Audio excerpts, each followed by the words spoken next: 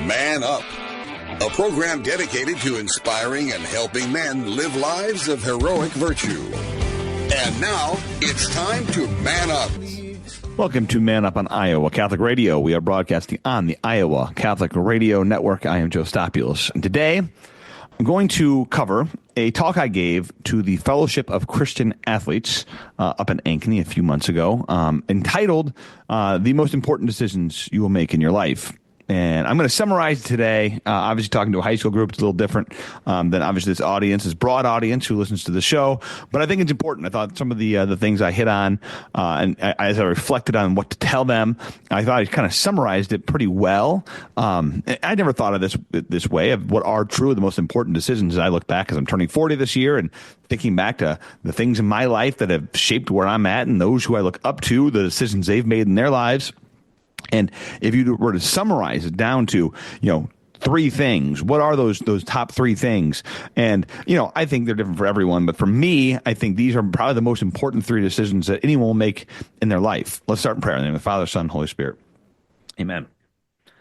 Saint Michael the Archangel, defend us in battle. Be our defense against the wickedness and the snares of the devil. May God rebuke him, we humbly pray. Do thou, O Prince of the heavenly host, by the power of God, thrust into hell Satan and all the evil spirits who prowl about the world seeking the ruin of souls. Amen. Father, Son, Holy Spirit. Amen.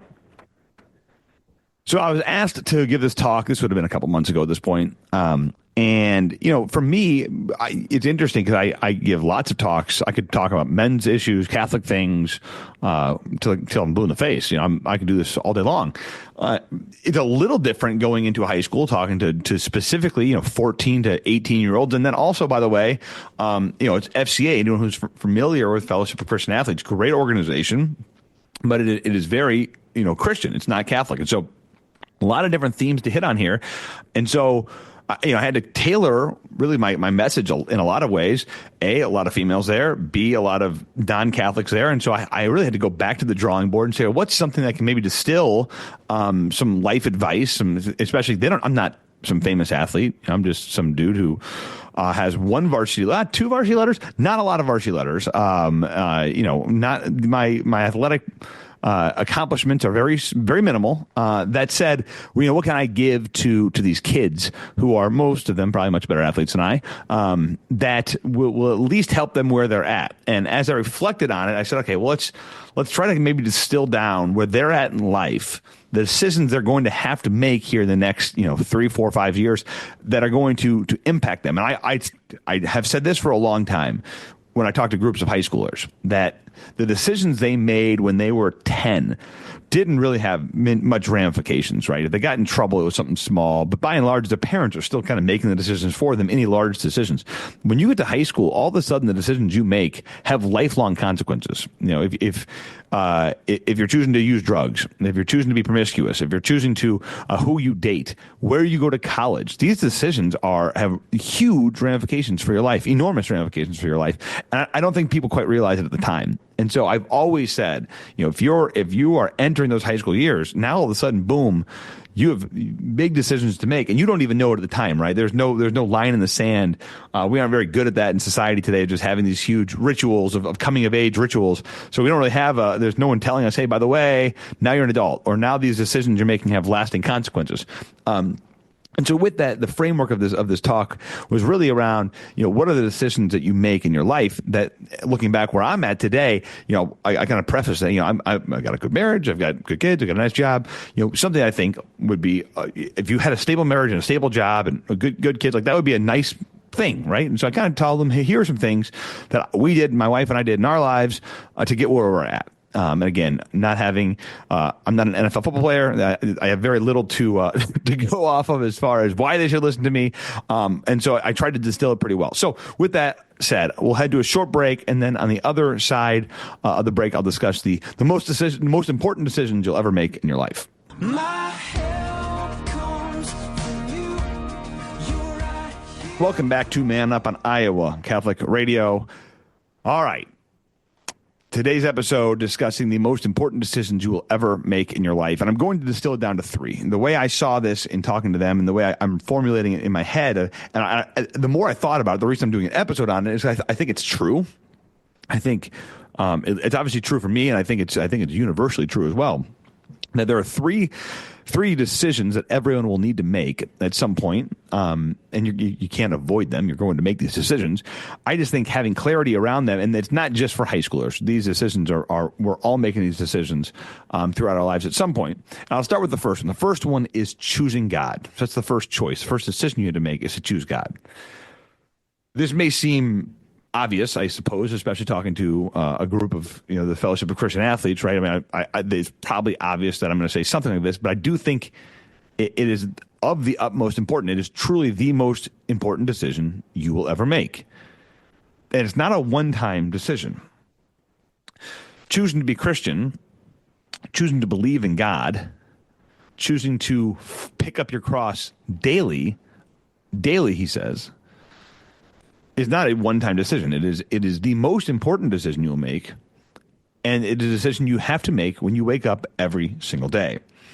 And that is the hard part, is that this isn't a one-time thing. It is an everyday decision to wake up and to choose God, to choose Christianity, to choose to put God first. And what does that look like? Well, it looks like a lot of things, right? It's going to look different to everyone, but it means that is your North Star, that the decisions in your life, everything in your life is seen through the vision of that, of the primacy of being a Christian, right? So how you act in your workplace, how you treat other people, how you raise your kids, the spouse you choose, the jobs you take, all of these things are now based on this primary decision. The decision of the most consequences is of choosing to be a Christian. Choosing to be a Christian does not mean I got baptized one time. It means to do the hard things every day.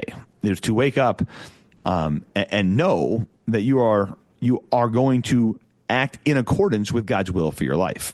Again, that is it. That is a decision that everything else comes from. Okay. I would argue then that going further than that, it is then that your life is not about you. Bishop Barron talks about this all the time, and I think it's a great line. When you choose God, when you choose to be a Christian, it is to understand that your life is not about you, that you are now putting other people first, okay? That is when the paradigm switches. And really, to me, that's when a youth becomes an adult. When you no longer are putting yourself first, when you see your life as a means to serve others, that is truly what becoming an adult is. That's what becoming a Christian is taking this very selfish view of life where it's about me and what can I get out of this life and turning it around to how can I serve others. And again, that piece, that switch, boom, it's a light switch from myself to others, inward to outward. When that happens, that to me is the start of the Christian life, the real start of the Christian life, because it's really hard to live the Christian life when you're filling yourself up, when it's all about you. When you turn it around and say, no, now my life is about others. That is when you're waking up every day and you're serving others. That's when you're truly living the Christian life. And Jesus talks about this ad nauseum in the Gospels. Is about the service of others, of turning away from ourselves and towards others. And that is, I would say, the most important decision. The most important decision in your life is to choose God, to aim to be a Christian. And what does aiming to be a Christian mean? Well, it means to love others. Well, how do you love others? Well, you serve them.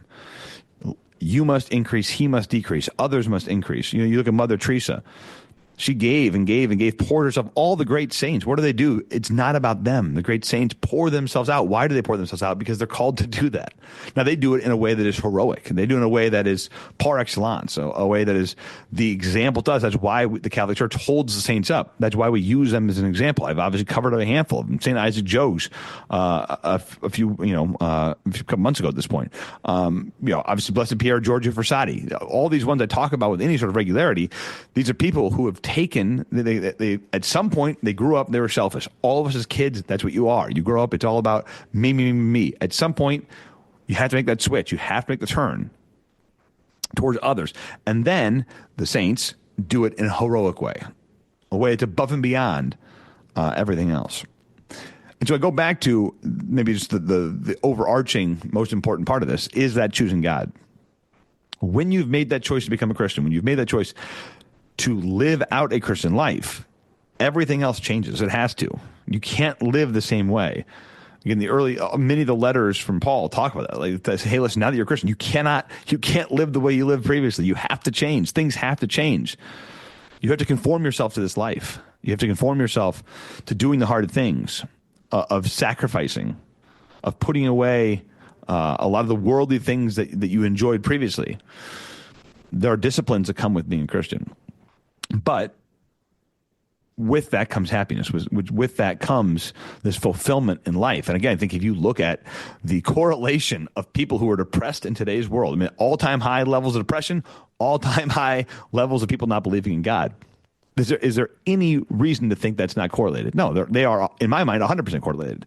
When you lose purpose in life, the Christian life is all about giving highest worthship to God. What is most of most worth? God, Jesus, our relationship with him. And then in doing that, when you do that, you can hopefully see the play here. When you do that, you're then giving yourself to others. If you're truly living the Christian life, if you're giving yourself to God, you're putting someone above yourself. It's not about you. Your life is not about you. When that happens, when that move happens, and it happens for all of us at different times. And for me, it's been a gradual, I'm still working on it, right? But I know when I got married, I had an idea that this is going to be, it's a vocation of service. I'm going to do these things. And I didn't realize how much I was going to get into. Once you have 7 kids, you have no choice but to. But, I've gotten better at it every year. Still ways to go. But also the people who I look up to most of my life, that's what they're doing too. They're serving others. And I think that's why the Catholic Church gives us the great saints to look after. To say, I love the sports analogy of, we always look to Michael Jordan for his jump shot, his crossover, his defense, Tiger Woods for his golf swing. You want to mimic the best, and the Catholic Church gives us these saints to mimic, and all of them are giving their lives in some way, shape, or form. All of them are serving others. All of them realize that their life is not about them; it's about others. So the primary decision that we'll all make on our life is choosing God, and then from that stems everything else. So I'll talk about these next 2 decisions that you'll make, but again, until that first decision is made, to realize your life is not about you. When that happens, then that's the primary mover of your life. Okay. So first decision is choosing God. The second most important decision that you'll make in your life is choosing your vocation. How am I called to serve? So I've now made this decision that I'm going to choose God. I realize my life is not about me, and now I'm being called to serve. I realize I'm being called to serve. In the Catholic Church, we have 2 sacraments of service. So we have 7 sacraments. 2 of them are of service. There's vocation of marriage. There's a vocation of holy orders. Both of those are vocations of service. There's also the single life, right? That's obviously not it's not a sacramental. We don't have a sacrament for that, but people are called the single life, right? Whatever it is, if you're called a single life, you're called to married life. You're called to have vocation to the priesthood or the diaconate or whatever that is. That decision now becomes the most important decision in your life, in choosing this vocation. In each of those, we're called to serve. In the single life, the married life, as a priest, we are all called to serve in different ways. The people we serve, how we're going to serve, all those things. But that is what the vocation is. So again, I'm putting myself as a high schooler, college kid, these types of things, and you're going to fall into one of these categories. You're going to have a vocation in life. Obviously, for many of us, it is the married life. And on this show, I talk frequently about that because that is where that's the lane I'm in, right? And so then that decision is of utmost importance. And so I encourage anyone, especially those who are not married, who think they're being called to marriage, right? If you are in that, if I'm speaking to you and you're not married today and you're called to marriage, the most important decision you'll ever make in your entire life is who you're marrying after God. So first decision, choose God. Second decision, your spouse. It is unbelievably important, okay? And you're not just marrying your spouse, you're marrying your spouse's family, you're marrying your spouse's past, you're marrying everything, right? And I've mentioned this quote multiple times, but my Gopa, my mom's father, my grandpa, he always would say that the most important decision he ever made, the most important and best decision he ever made in his entire life was marrying my grandmother. And I remember him saying this. It's pretty later on in life, but he's super lucid at this time still. He's about his 80s at this point. And he said at this point, he realized that the decision to marry my grandmother was not just obviously at the time he might have been, I was in love with this. It was selfish at the time. I just was in love with this woman. He didn't quite realize that the 8 children they would have together, and then those children's grandchildren, and then those children's their children, and the lifelong positive effect one person can have on generations of people. And that for him was a really eye-opening moment as an 85-year-old or whatever it was, to see that next generation thriving and having, and living out Christian virtue. And he would impart much of that to the benefit of his wife. Also, he had a very happy marriage for all those years because he chose a great spouse. Obviously, in my own life, Kristen and I have a wonderful marriage, and we both chose going into this. We both looked for someone who is self-sacrificial, someone who understood that again, that our life is not about them, that this is a vocation of service. If 2 people go into marriage understanding that this is about serving the other, as we talked about ad nauseum on the Heroic Marriage series, go back to that and listen to it. I mean, again, especially that 1962 exhortation talks about this, but it's about service. It's about serving the other. And so when you have 2 people that come into that same mindset, when we do marriage prep, I talk about it all the time. Both of you have to have the mindset 100-100. We're both giving 100. It's not 50-50. It's 100-100. And both of us have to aim to serve the other as much as possible. And when that happens, both people are happy. Both people are happier because it truly is a vocation of service. When I think of this, when I think of vocations, married, single, priesthood, it goes back to choosing God. Choosing God, your life's not about you. Your life's not about you. What's your vocation? Who am I called to serve? And so when you make that decision, if I'm going to use marriage as an example, when you're making the decision of who I'm going to serve, you are finding the person who you would die for. You're finding the person who you would give your life up for. You're finding the person who you want to serve for the rest of their life. They could on your honeymoon, you could go diving off a cliff. They could be in a wheelchair, paraplegic their whole life. You're called to serve that person. You're called to serve that person. And so when you're getting married, if you're thinking about marriage, understand that you're marrying every part of that person. You're marrying their past, you're marrying their families, all these things. But most importantly, you're going to be marrying this person that you're going to be serving for the rest of your life. And then the impact of that person on your children and your children's children and your children's children's children. Difficult for a 24-year-old to see that, but I think it's important to see that. I think it's of utmost importance to realize your life is about service. And so when you get into a marriage, that is it. All right, so number 1 is choosing God. Number 2, choosing your vocation. And I would say a subset of that is your spouse. Right, so that's 1 and 2. And then lastly, choosing your friends. As I've said many times in the show, and I will never stop saying it because I think it's so true, you are the average of your 5 closest friends. And so as I told the kids at the FCA, I said, listen, choose God, choose your spouse, choose your friends. And I said, if your 5 closest friends, especially for the guys, if they're openly talking about looking at pornography and doing drugs and like the chances of you doing that are much higher than if your friends are actively talking about how bad these things are and how we're trying to avoid these things and how maybe they slip and fall and they're going to confession. They're trying to get back on. The difference between those 2 things, just the attitude towards sin, one being callous towards it, not caring, and the other one understanding the severity of it and trying to live a holy life. Again, this is very much towards high schoolers and whatnot.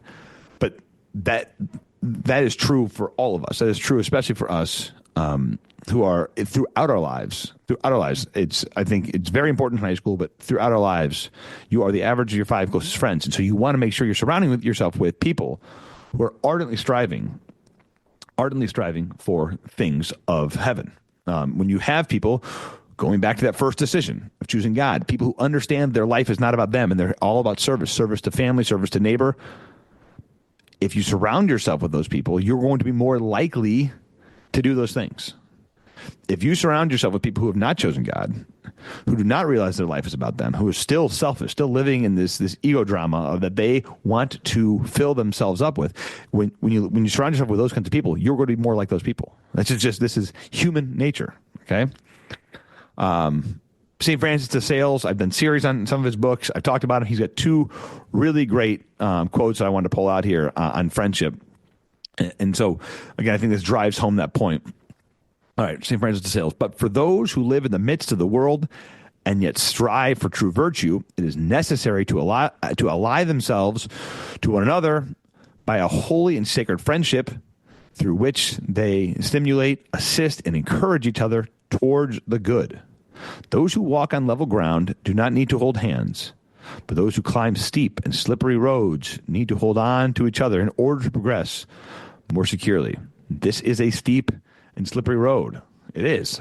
So we need strong friends to help us along this road. And he talked about, he actually then, that's actually juxtaposed to people who live the monastic life. And they're on level ground.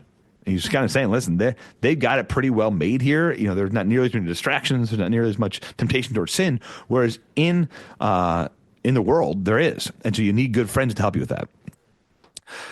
All right, St. Francis de Sales. Love your neighbor, dear reader, with a great charitable love. But befriend only those with whom you can be mutually supportive in virtue. The higher the virtues that you put into these relationships, the more perfect your friendship will be. How beautiful is that? Love your neighbor. We need to love everyone. Yes, absolutely, with great charitable love. But only befriend those with whom you can be mutually supportive in virtue. Don't become friends with people who are not striving for virtue. Because if you do, if you befriend people who are not striving for virtue, you'll become more like them. You'll be much more inclined to do as they're doing. So with that, I think all three of these, obviously, the choosing God, we're doing that every day. We have to do it every day. You have to wake up and say, today I'm going to choose God. You have to. The vocation's much more of a one-time thing, right? I mean, you're kind of making that decision, and you're in it, right? I made a vow to Kristen 15 years ago that I would stick with her forever. So the decision I really made at that point was the really important one of choosing Kristen, right? So that was a discernment that I made years ago. And then every day I choose to serve her, right? So that's my next piece on that vocation. I turn every day and say, okay, how can I serve Kristen? So I'm going to choose God every day, and now I'm going to choose my wife every day. And then choosing your friends, again, that's something that over time, I mean, you're not set with the same friends forever. You have the ability to choose those people who are going to accompany you on this journey. And those three decisions, if you make them well, will serve you throughout your entire life. And I thought, well, this worked for high schoolers. I thought it was a good framework for them. So hopefully you got something out of that as well. So we're going to head to a short break, and we'll be right back. Stick around. My help comes from you. You're right. Welcome back to Man Up on Iowa Catholic Radio. A few final thoughts. As I summarize this idea of really, you boil it down to service, right? On all of these things. So I talked about choosing God. Your life is not about you, your vocation, who you choose to serve, right? And then surrounding yourself with other people who are doing the same thing, building that team. There are a couple passages from the Gospels that come to mind. One would be that for whoever will save his life will lose it. And whoever will lose his life for my sake will find it. We've all heard that before. And therein lies that dichotomy I was talking about, that Jesus gives us this: when you give your life away, you will find it, right? So you will, by serving others, by stop worrying about yourself and what's in it for me, when you take that and flip it and lose your life for the sake of the kingdom, for serving Christ, when you do that, then you find your life. It is a paradox that is true. I have found it to be true. I think it's easy. The world tells us, fill yourself up, fill yourself up, fill yourself up. And when the opposite is true, it's empty yourself out, empty yourself out. The other one that comes to mind is that no greater love has no one than this, than a person will lay down his life for his friends. We've heard that before, and I think there's a couple ways to look at this, right? There's obviously the physical giving of your life, which Jesus did right after this, right? But more than that, because it's during the Last Supper discourse, he's about to die. But there's a couple ways to look at this. Yes, that is correct, right? So if you're going to die for a friend, that is the greatest measure of love. Jesus does it for the world. But there's also, as we talk about in the Catholic Church, a white martyrdom as well. That's every day. So greater love than, so think of it this way, not in the death perspective, but greater love is giving of yourself, laying your life down, laying down your own ego, laying down your own selfishness for your friends, for your children, for your wife, for the kingdom. So giving your life, yes, in totality, That is the greatest measure of love. And I think as parents, it's easy for me to see this as I every day have to wake up and give myself just, you're just constantly pouring out yourself to your spouse and then to your children as well. And that's the hallmark of Christianity. And it goes back to that primary decision. When you make that primary decision of I'm going to live the Christian life means laying down your life for your friends. The Christian life means not saving your life for yourself, but giving it. And in doing that, finding it. So thank you for joining me today on Man Up on Iowa Catholic Radio. I am Joe Stopulos. It's time to man up. Man Up, inspiring men to live out their call to holiness.